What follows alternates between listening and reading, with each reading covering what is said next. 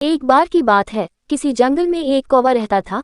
वो बहुत ही खुश था क्योंकि उसकी ज्यादा इच्छाएं नहीं थीं। वह अपनी जिंदगी से संतुष्ट था। लेकिन एक बार उसने जंगल में किसी हंस को देख लिया और उसे देखते ही सोचने लगा कि ये प्राणी कितना सुंदर है। ऐसा प्राणी तो मैंने पहले कभी नहीं देखा। इतना साफ और सफेद, ये तो इस जंगल में औरों से बहुत सफेद और सुंदर है, इसलिए ये तो बहुत खुश रहता होगा।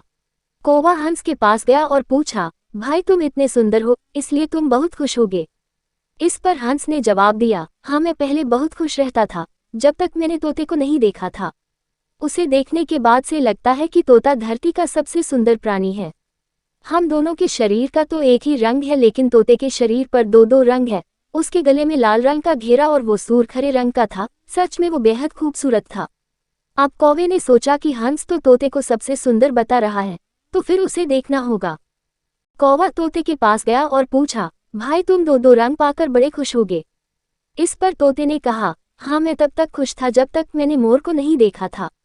मेरे पास तो दो ही रंग है, लेकिन मोर के शरीर पर तो कई तरह के रंग हैं। अब कौवे ने सोचा सबसे ज्यादा खुश कौन है, ये तो मैं पता करके ही रहूंगा। इसलिए अब मोर से मिलना ही पड़ेगा। कौवे ने मोर को जंगल में ढूंढा, लेकिन उसे पूरे जंगल में एक भी मोर नहीं मिला और मोर को ढूंढते ढूंढते वह चिड़ियाघर में पहुंच गया तो देखा मोर को देखने बहुत से लोग आए हुए हैं और उसके आसपास अच्छी खासी भीड़ है। सब लोगों के जाने के बाद कौवे ने मोर से पूछा, भाई तुम दुनिया के सबसे सुंदर जीव हो और रंग बिरंगे हो, तुम्हारे साथ लोग फोटो खींचवा रहे थे। तुम्हें तो बहुत अच्छा लगता होगा और तुम तो दुनिया के सबसे खुश जीव होगे। इस पर मोर ने दुखी होते हुए कहा, भाई अगर सुंदर हूं तो भी क्या फर्क पड़ता है।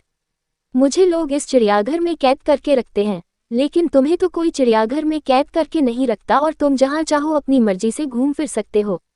इसलिए दुनिया के सबसे संतुष्ट और खुश जीव तो तुम्हें होना चाहिए, क्योंकि तुम आज़ाद रहते हो।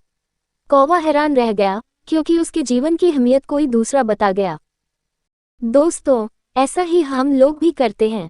हम अपनी खुशियों और गुणों की तुलना दूसरों से करते हैं, ऐसे लोगों से जिनका रहन सहन का माहौल हमसे बिल्कुल अलग होता है।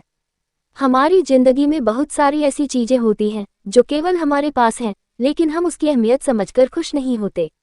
लेकिन दूसरों की छोटी खुशी भी हमें बड़ी लगती है, जबकि हम अपनी बड़ी खुशियों को इग्नोर कर देते हैं।